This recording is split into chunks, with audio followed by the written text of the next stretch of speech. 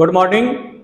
मैं आप लोगों के साथ फिर से एक बार एक नए टॉपिक यूसीसी, जो आज के समय में काफ़ी इसकी चर्चा हो रही है, यूसीसी यानी यूनिफॉर्म सिविल कोड, समान नागरिक संहिता के बारे में आज चर्चा करूंगा। किसी भी देश में जो लॉ होता है वो दो प्रकार के लॉ होते हैं, एक क्रिमिनल लॉ और दूसरा सिविल लॉ, यानी एक आपराधिक कानून और दूसरा सामान्य कानून के संदर्भ में। तो क्रिमिनल लॉ और सिविल लॉ। क्रिमिनल लॉ में चोरी, लूटमार, हत्या, डकैती, मारपीट, इन सारे जैसे आपराधिक मामलों की सुनवाई की जाती है। इसमें यानी इस क्रिमिनल लॉ में सभी धर्मों या समुदायों के लिए एक ही तरह की कोर्ट, प्रोसेस और सजा का प्रावधान होता है।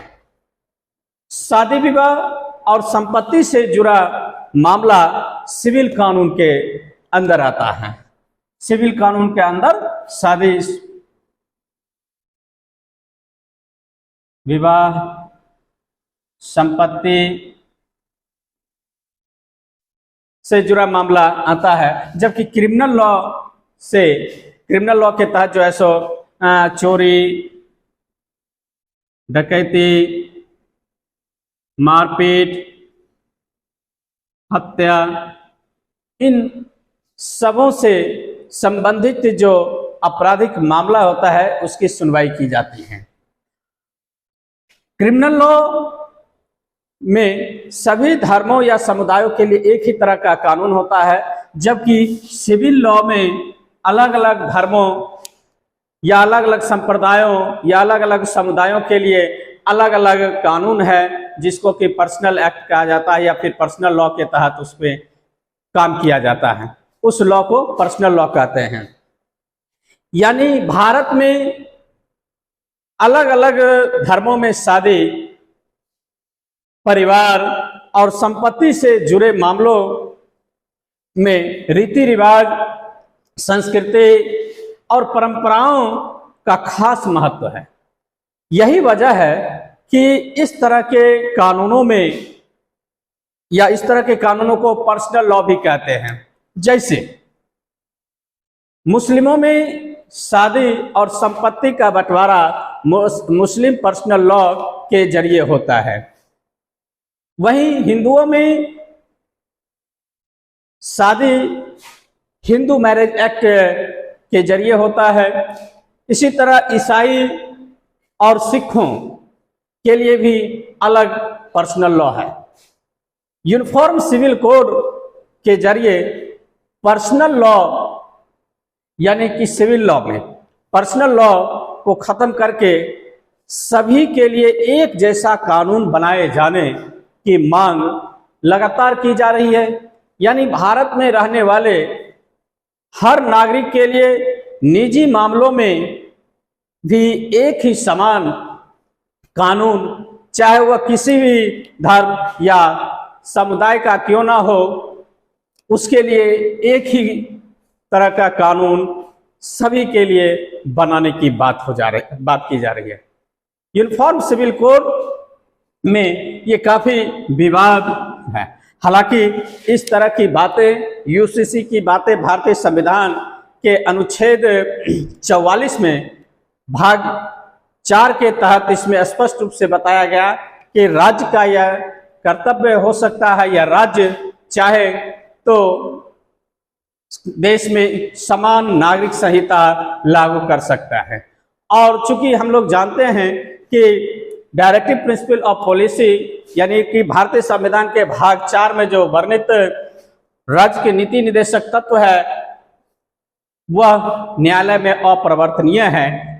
इसलिए इस संदर्भ में अभी भी बहुत सारी बातें, समस्याएं हो रही है। बहुत सारे लोगों को विरोध भी है कॉमन सिविल कोड के संदर्भ में। सभी अपने अपने धर्म, अपनी अपनी परंपरा, अपने अपने रीति रिवाजों का हवाला देते हुए पर्सनल लॉ को को बनाए रखने की बात करता है, इसीलिए ये काफी विवाद में रहता है। जैसे पर्सनल लॉ के तहत मुस्लिम पुरुष 4 शादी कर सकते हैं, लेकिन हिंदू मैरिज एक्ट के तहत पहली पत्नी के रहते दूसरी पत्नी या दूसरा शादी करना अपराध है।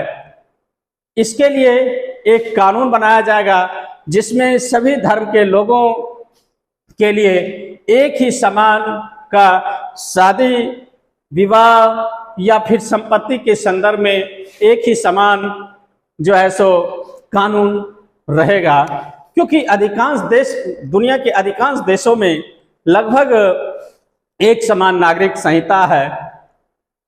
समान नागरिक संहिता एक सामाजिक मामलों से संबंधित कानून होता है जो सभी पंथों के लोगों के लिए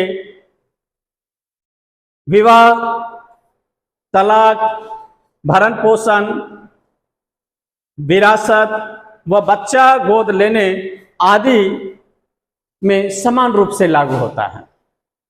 दूसरे शब्दों में कहें तो अलग अलग पंथों के लिए अलग अलग सिविल कानून न होना ही समान नागरिक संहिता यानी यूनिफॉर्म सिविल कोड की मूल भावना है।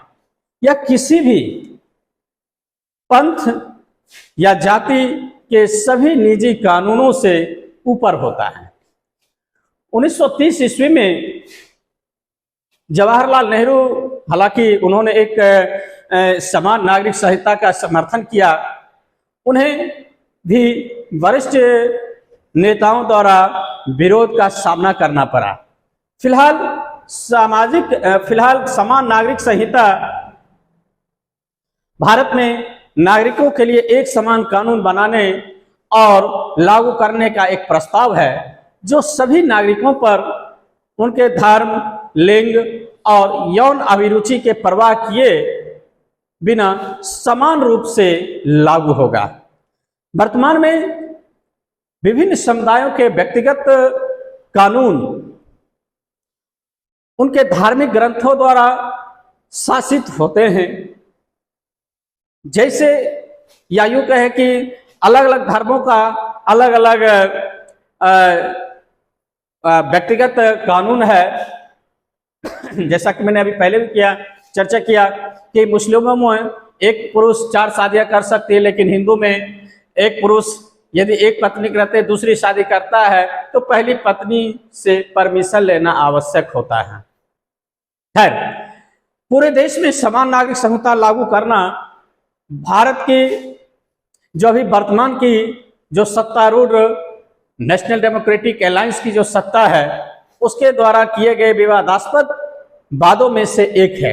उस एनडीए में एक बड़ा दल भारतीय जनता पार्टी है जो हमेशा अपने मैनिफेस्टो में, अपने घोषणा पत्र में यूसीसी को लागू करने की घोषणा करता है।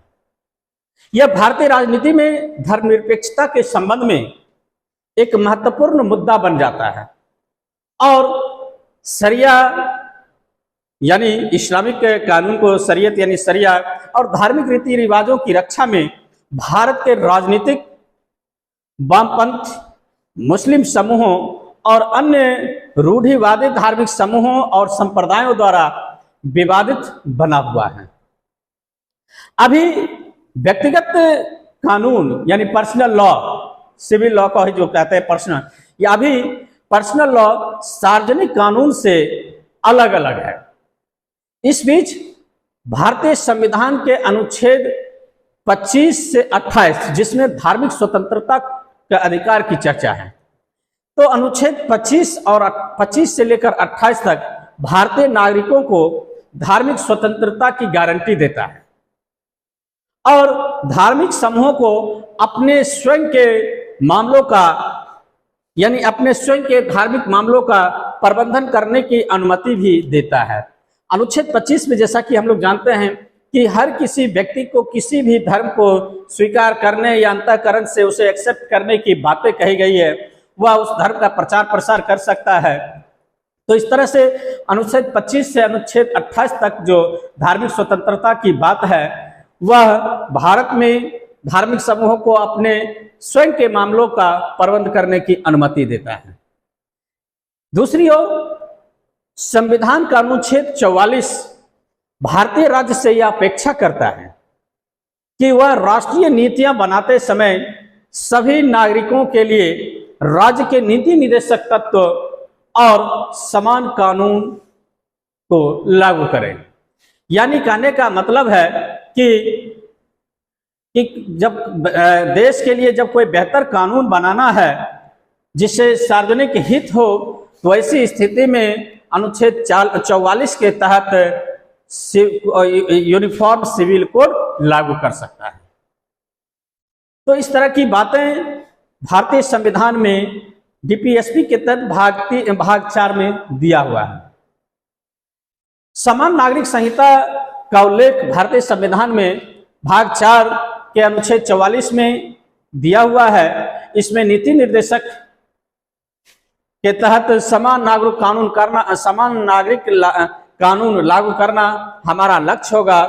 सर्वोच्च न्यायालय भी कई बार समान नागरिक संहिता लागू करने की दिशा में केंद्र सरकार के विचार जानने की पहल कर चुका है।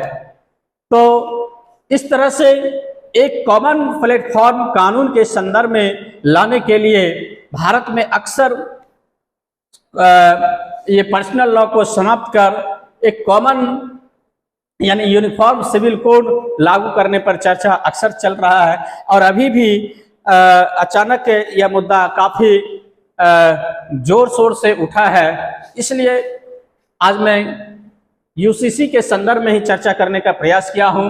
मैंने पहले ही बता दिया कि किसी भी देश में कानून 2 प्रकार के होते हैं, क्रिमिनल लॉ और दूसरा सिविलियन लॉ। तो सिविलियन लॉ में अलग अलग धर्मों के लिए अलग अलग कानून है, और सिविलियन लॉ जो होता है जिसको पर्सनल लॉ भी कहा जाता है, वह शादी विवाह संपत्ति या फिर उत्तराधिकार के संबंध में कानून बनाता है। जबकि क्रिमिनल लॉ जो होता है चोरी डकैती मारपीट हत्या इन सबों के लिए जो कानून का जो प्रोसेस है एक समान है, सजा एक समान है, चाहे वो किसी भी समुदाय का हो। लेकिन यहाँ अलग अलग समुदायों के लिए अलग अलग कानून है, इसीलिए इसको पर्सनल लॉ कहा जाता है। तो आज के इस यूनिफॉर्म सिविल कोड के तहत हमने क्रिमिनल लॉ और सिविल लॉ के बारे में चर्चा किया और बताया कि किस तरह से पर्सनल लॉ देश की एकता और देश के जब एक समान कानून बनाना है तो पर्सनल लॉ को मिनिमाइज करने पर भी चर्चा होनी चाहिए। तो आज का यह यूसीसी यानी यूनिफॉर्म सिविल कोड का वीडियो आप लोगों को कैसा लगा, या आप लोग लाइक करके कमेंट करते हुए इस चैनल को अधिक से अधिक शेयर कर सब्सक्राइब करें। Thank you.